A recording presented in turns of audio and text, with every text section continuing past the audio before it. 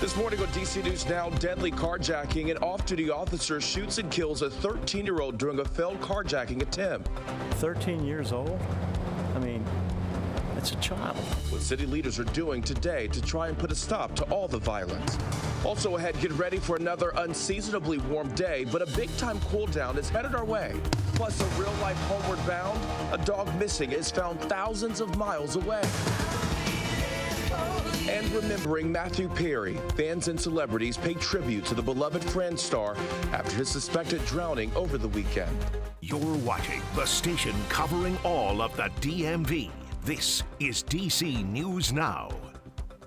Well, good morning. Look at that. 7 o'clock now on a Monday morning. Starting off with a live look outside. You can see the sun is starting to come up out there, but it's going to be a pretty nice day. We could see some rain later today. Jackie will have more on that coming up in just a minute, but first, we do want to say thanks for starting your morning with us. I'm Tanaya Wright. Yeah, good morning to you. I'm Corey James. Shanika's tracking the commute out there for you. She's going to have more on the roads in just a moment. But Jackie, talking about the forecast, talking about some rain. We kind of need it. Yeah, we kind of do. We haven't seen it for a little while. But again, we'll see isolated rain showers out there later on today as a cold front swings through. So I think the bigger story, as opposed to the rain, is the fact that we'll see much colder air move in just in time for Halloween compared to the unseasonably warm weather we've been dealing with over the last several days. Temperatures though out there right now, mild start, especially for late October standards. We're talking about upper 50s in D.C., 54 in Hagerstown, upper 50s in Fredericksburg, still holding at 60 in Annapolis at this hour, or low to mid 50s for much of the I-81 corridor at this point. Satellite radar showing us cold front advancing across parts of our area, but behind it we're seeing some of those rain showers.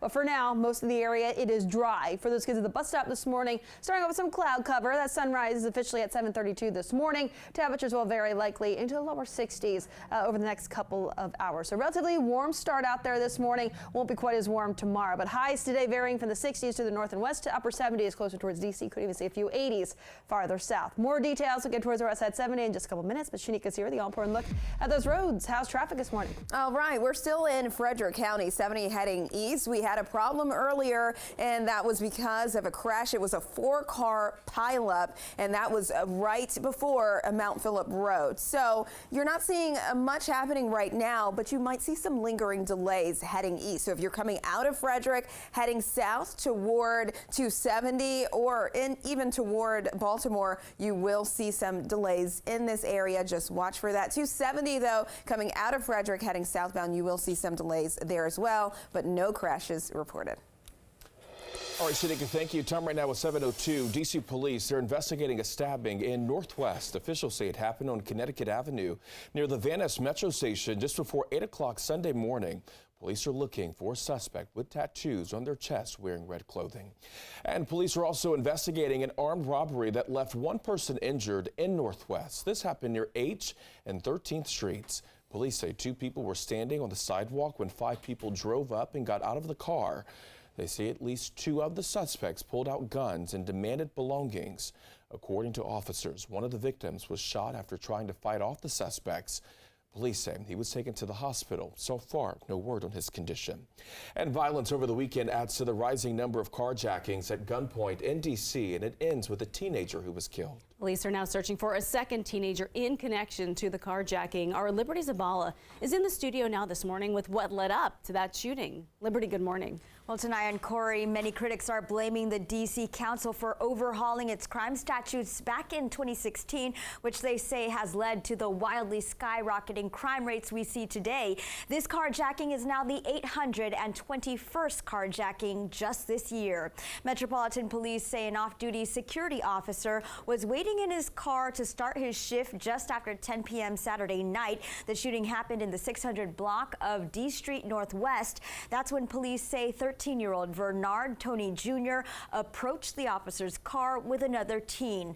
One of the boys had his hand in his waistband pocket, according to police, as if he had a gun. They say the teens then demanded the officer get out of his car, and when he got out of his car, police say the officer took out a gun and shot Bernard. Now, the other teen ran away.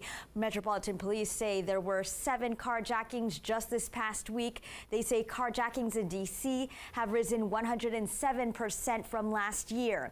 DC News Now spoke to a witness who said he discovered Tony's body moments after the shooting. Violence and crime and thefts and all that are happening all over DC, and then there should be a way that, you know, I've heard and I've been told that every time is because of like teenagers been doing it and things like that. Maybe there should be a way that they could help the teenagers by putting more I don't know, activities for kids, maybe recreation centers, things or options for kids. And it's also like really sad that all this is happening.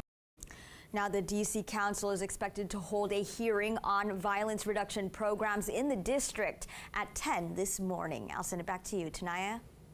All right, thank you, Liberty. Police in D.C. say they have charged a 17-year-old boy in connection with gun trafficking.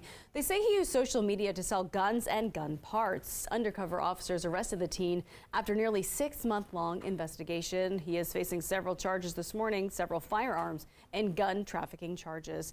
And today the district is opening a 6,400 square foot healthcare facility. It will provide emergency crisis intervention for adults who are experiencing substance use disorders. Services will be available 24/7 at the location at 35 K Street in Northeast. It is for anyone 18 and older, and it is free of charge with no insurance. That opening ceremony is set for today at 11 a.m.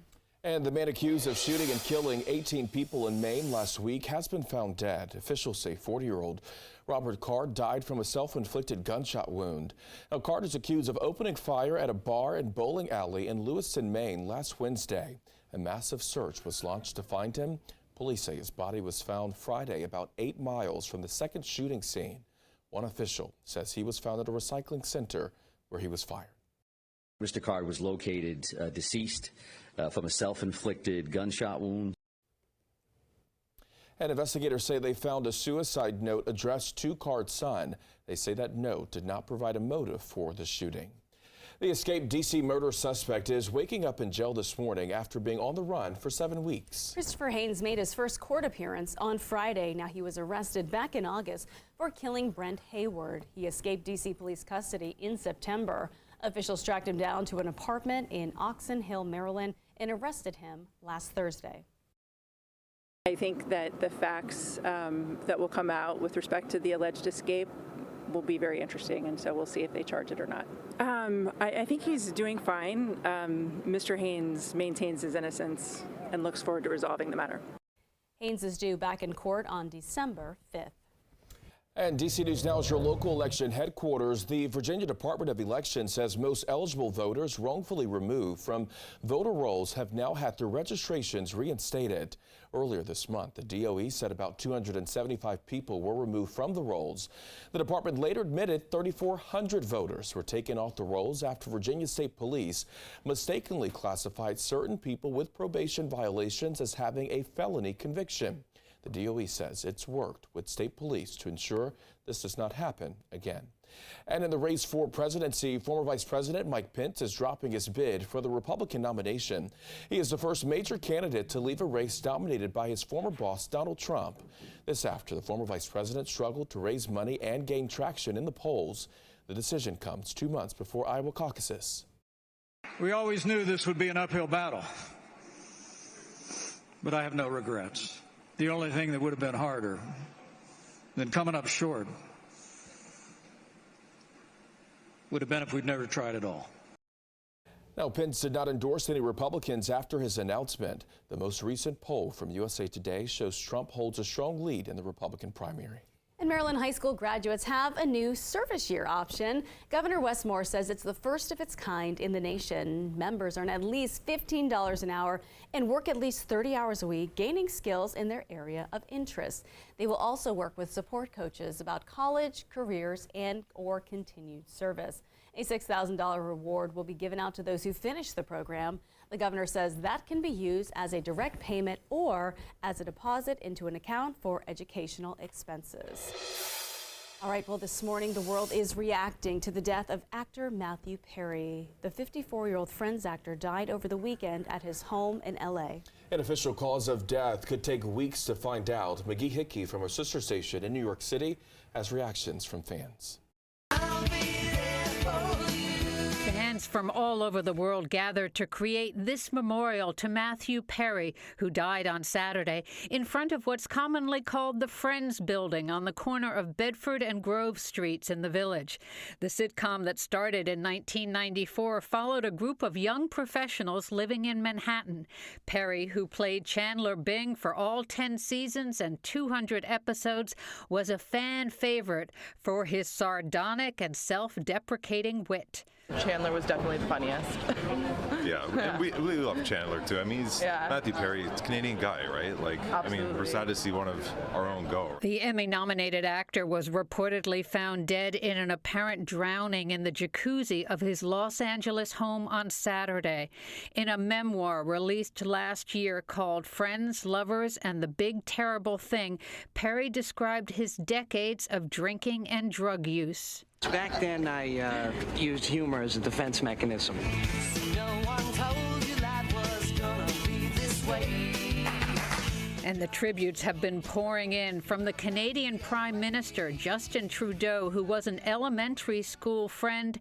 Thanks for all the laughs, Matthew. You were loved and you will be missed. And from Maggie Wheeler, who played Janice, Chandler's on-again, off-again girlfriend, what a loss. I feel very blessed for every creative moment we shared.